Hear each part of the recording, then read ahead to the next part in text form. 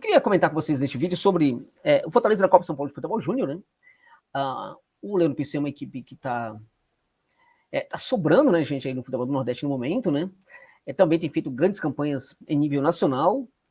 Podemos também pontuar que o Fortaleza hoje é um clube já muito mais respeitado no futebol sul-americano.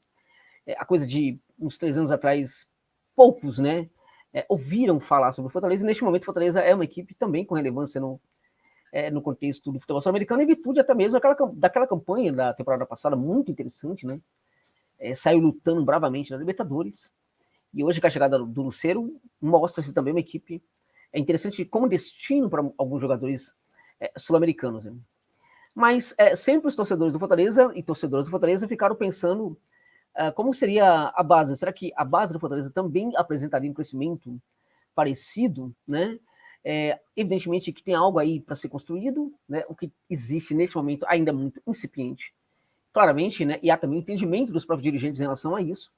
A chegada do técnico Leandro Zago, para mim, foi de alto nível, né? Foi uma contratação de alto nível, porque se trata de um profissional de altíssimo nível também, muita competência, muito sério, honesto, trabalhador, né? Muito competente. Então, havia uma expectativa em relação à estreia da equipe na Copa São Paulo. Infelizmente, a Copa de São Paulo, a estreia foi péssima, né? Foi contra o Remo e assim, foi muito ruim o Fortaleza, sobretudo quando chegou no terço final, né? A equipe não conseguia finalizar. A equipe teve muito mais posse de bola do que o Remo naquela ocasião.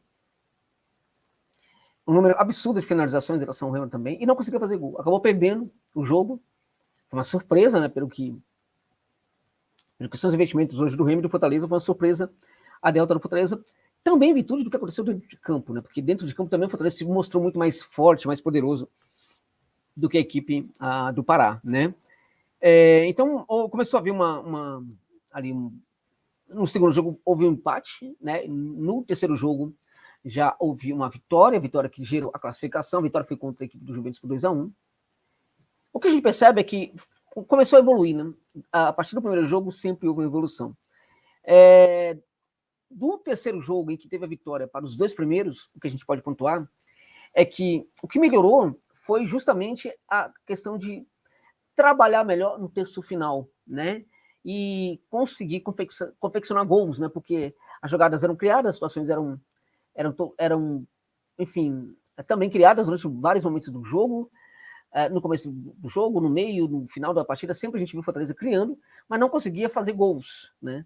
E justamente esse ponto aí foi mais interessante. Isso ocorreu, essa evolução ocorreu porque houve uma maior apropriação do terço final e também uma qualificação, né, no uso do terço final, né? A gente percebe um pouco mais de confiança também nos jogadores.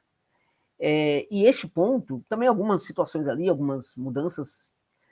Agora, a questão da confiança dos jogadores passa muito pela comissão técnica, né? E a comissão técnica de Fortaleza, certamente, ela faz toda a diferença. Acho que errou, né? Quando começou com o Riquelme no banco de reservas, né? No jogo contra o Remo. Mas de lá para cá, muitos acertos do Leandro Zago. A gente percebe que ele o tempo inteiro está ali insatisfeito, mesmo quando a equipe está vencendo, está sempre cobrando para os seus jogadores um comportamento, sobretudo um comportamento de pressão, né, de manter intensidade, de não recuar suas linhas, de trabalhar preferencialmente no campo de defesa do adversário. Percebemos tudo isso no Zago e a gente pouco a pouco vai vendo um técnico bem parecido com o Vojvoda. Mesmo algumas das reclamações dele para os seus jogadores são semelhantes a algumas reclamações que o Vojvoda também faz para os seus jogadores do time principal, né? Nessa partida em especial contra a equipe do Juventus, né, que proporcionou ao Fortaleza se reencontrar justamente com o clube do Remo, né, na próxima etapa. O Fortaleza vai pegar o Remo, na minha opinião, tem condição de continuar fazendo história na Copa São Paulo de Futebol Júnior, né? Vai fazer, certamente, né, a gente pode falar que sim, já é a melhor campanha do Fortaleza. Então a gente percebe que já está havendo também uma mudança no Sub-20, né? No Sub-20 de Fortaleza, a gente também já vê um Fortaleza diferente, a gente também já percebe números diferentes, também já detectamos, né, que tem algo de novo acontecendo e uma equipe que está se fortalecendo também na base, né? A gente já percebe isso claramente na base. A coerência, né, que a gente vê na equipe principal também hoje é perceptível na equipe Sub-20 do Fortaleza. Nessa partida decisiva contra na Javari também, né, que é a cancha do moleque travesso aqui de São Paulo, do Juventus, né? Nesse jogo contra o Nhoquim, né, o 15 de Piracicaba, O Fortaleza absolutamente sobrou, né, gente? No primeiro tempo, poderia ter terminado ali os 45 primeiros minutos com uma goleada de uns 4 ou 5-0, não seria nenhum absurdo. Poderia ter vencido, também feito muitos gols no segundo tempo, não fez nenhum. Mas no segundo tempo a proposta foi a mesma, né? Contudo, a equipe se mostrou em alguns momentos cansada, né? Alguns jogadores se cansaram, evidentemente. As trocas não mantiveram necessariamente a mesma qualidade na pegada ali do terço final, mas manteve também esse jogo aí, sempre muito focado em não receber pressão do adversário, tentar sempre cortar essa pressão e tentar sempre pressionar o seu adversário, sobretudo no seu campo de defesa. A gente viu isso o tempo inteiro. Mesmo quando entraram alguns jogadores ali que não mantiveram o mesmo rendimento, a gente percebeu que a proposta foi a mesma, né? E isso é muito interessante, né? É um ponto realmente muito positivo para o Leandro Zago, o tempo inteiro cobrando jogador. Alguns jogadores em destaque aí da equipe, né? Não dá para não falarmos, por exemplo, do Matheus, né? Que é um lateral com muita força, chegada, recomposição brilhante, um jogador que pode perfeitamente ser aproveitado pelo Fortaleza futuramente. É um lateral pelo setor esquerdo, né? Tem um outro jogador ali que mostra-se muito interessante, mas que tem algumas questões a resolver. Acho que o principal desse grupo aí, desses jogadores que são interessantes, são bons, né? Mas que tem algo que precisa ser resolvido, acho que o destaque é o Riquelmo. O Riquelmo é um jogador, pode ser um talento, pode virar um talento do futebol, mas é um jogador que tem questões de posicionamento de campo, o Zago está sempre cobrando isso dele. Um jogador que precisa aprender a se posicionar melhor, sem a bola, precisa recompor melhor, né? Precisa voltar um pouco mais para o campo de defesa no momento certo também. Enfim, precisa trabalhar melhor essas questões no jogo dele, porque ele é muito bom, criativo, muito bom, tá, gente? Muito bom mesmo.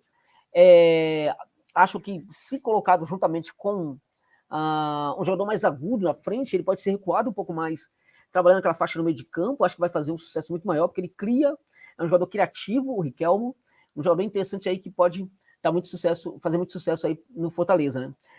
Tem também o Riquelmo, que em relação ao Riquelmo é um finalizador melhor, na minha opinião, um jogador interessante. Alguns jogadores como o Carlos Daniel tem algo aí a evoluir, evidentemente, tem aí Breno, Cauã, Patrick e tal, alguns desses jogadores eu vejo que tem alguma coisa que precisa melhorar nesses atletas aí, né? Agora, não dá para não descartar, por exemplo, não dá para não falarmos do Amorim. É um jogador que tem uma leitura de jogo muito interessante, né? Um meia, né, de leitura bastante ampla, um meia que também pode ter uma evolução legal. Agora, para mim, o grande jogador, né? Já falei do Matheus, que é um destaque, mas para mim o grande jogador dessa equipe do Fortaleza, sem dúvida nenhuma, é o Rian. Rian Guilherme é, para mim, o melhor jogador. É um volante, né, gente, com uma presença muito boa no campo de ataque. Ele chega muito bem no campo de ataque. Não vai toda hora para o campo de ataque. Acho que pode melhorar nisso também, pode avançar um pouco mais. É um jogador que tem um bom arremate de fora da área, um jogador que constrói muito, que dá passes importantes, passes decisivos, pré-assistências, assistência, um jogador que quando coloca a bola no chão e sai comandando, né, conduzindo essa bola ali pelo corredor central, realmente mostra que pode evoluir demais. Na minha opinião, é o jogador mais pronto, juntamente com o Matheus, para o elenco principal do Fortaleza neste momento. São esses dois aí, os dois que o Voivoda poderia aproveitar imediatamente levar para o seu elenco principal. Tanto o Matheus, que neste momento tem ali bons jogadores ali na posição, né?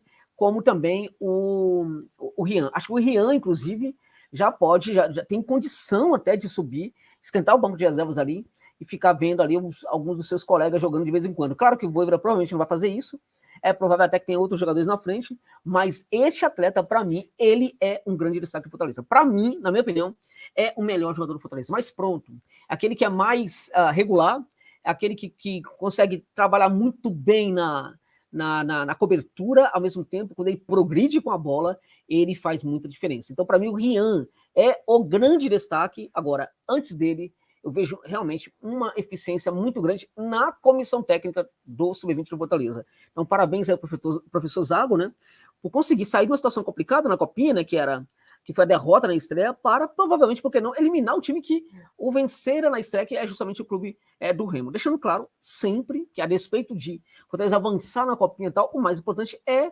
confecção de jogadores para o time principal. Esse deve ser o objetivo da base. Eu tenho certeza que no Fortaleza também estão muito conectados com este princípio, né? E o resto é consequência. Fazer uma grande campanha na Copa São Paulo ou em outros torneios sub-20 é uma mera consequência de um trabalho que precisa ser voltado para a confecção de bons jogadores que atendam às necessidades do time de cima, sobretudo do professor Juan Pablo Vojvoda, tá bom, gente? Então fica aí essa nota aí sobre a equipe sub-20, né, a equipe do Fortaleza na Copa São Paulo, que vem evoluindo e pode avançar muito mais na Copinha, né? Mas, além disso, um time que tem ali um ótimo comando neste momento, um comando que está ajudando muito alguns jogadores a evoluir. E detalhe, se você assistir algum jogo do Fortaleza e ficar espantado com as broncas, né, que o Leandro Zago está o tempo inteiro dando no Riquelme, fique tranquilo, porque essas broncas são muito positivas, né? Eu vejo ali, na verdade, um técnico muito preocupado com a construção de um jogador, um técnico que está atento, né, aos limites que o jogador pratica dentro de campo, aos efeitos colaterais de um futebol muito bem praticado por um jogador. Ele está muito atento a isso, e as broncas que ele, neste momento, né, pratica em relação ao Riquelme são extremamente positivas, porque a partir dessas broncas podemos, sim, ter um jogador, mais um jogador muito interessante subindo, provavelmente, para o Fortaleza aí nos próximos anos, próximos 1, 2 anos aí, fazendo parte do elenco principal, isso se não for negociado. Então, o mais importante, né, confecção de bons jogadores para o time principal. E por que isso, né, neste momento, se mostra algo possível? Por causa dos investimentos na base, por causa da preocupação com a base do Fortaleza e, mais diretamente, por causa da contratação e do trabalho do professor Leandro Zago junto aos meninos do Sub-20 do Fortaleza, especialmente nessa Copa São Paulo de Futebol Júnior. É isso.